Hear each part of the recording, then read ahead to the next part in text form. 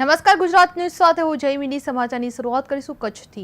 કચ્છમાં ભારતીય હવામાન વિભાગની આગાહી બાદ કચ્છ જિલ્લામાં વાતાવરણમાં પલટો આવ્યો છે. અબડાસાના મુખ્ય મથક નલિયામાં વરસાદી ઝાપટા નોંધાયા છે, જે સમગ્ર અબડાસા પંથકમાં સવારથી વાદળછાયું વાતાવરણ જોવા મળી રહ્યું છે અને ઠંડો પવન પણ ફૂંકાઈ રહેલો છે. જે નલિયાના અનેક વિસ્તારોમાં વરસાદી ઝાપટા પડતા રસ્તા ઉપર પાણી વહી નીકળ્યા હતા, જેના કારણે લોકોને ગરમીમાંથી રાહત મળી આવી હતી. કચ્છના વાતાવરણમાં પલટો આવ્યો હતો, જેમાં નલિયામાં વરસાદી ઝાપટા પડ્યા હતા. અબડાસામાં વાદળછાયું વાતાવરણ છવાયું હતું, જે ઠંડો પવન ફૂંકાયો હતો.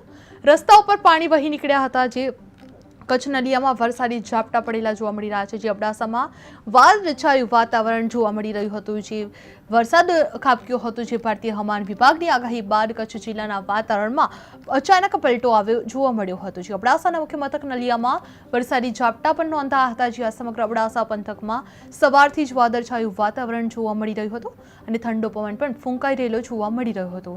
નલિયાના અનેક વિસ્તારોમાં વરસાદી ઝાપટા પડતા રસ્તા ઉપર પાણી વહી નીકળ્યા હતા, જેના કારણે લોકોને પણ ગરમીમાંથી રાહત મળી રહેલી જોવા મળી રહી હતી.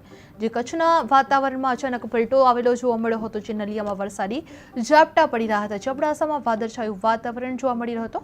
ઠંડો પવન પણ ફૂંકાયો હતો અને રસ્તા ઉપર પાણી વહી નીકળ્યા હતા. જે અબડાસામાં વાદળછાયું વાતાવરણ જોવા મળ્યું હતું. જે કચ્છના વાતાવરણમાં પલટો આવેલો જોવા મળ્યો હતો. જે ઠંડા પવનથી ફૂંકાઈ રહેલા જોવા મળી રહ્યા છે. જે વરસાદી ઝાપટા નોંધાયા છે. જે કચ્છ જિલ્લાના વાતાવરણમાં પલટો આવેલો જોવા મળી રહ્યો છે. અબડાસાના મુખ્ય મથક નલિયામાં વરસાદી ઝાપટા પણ નોંધાયેલા જોવા મળી રહેલા છે.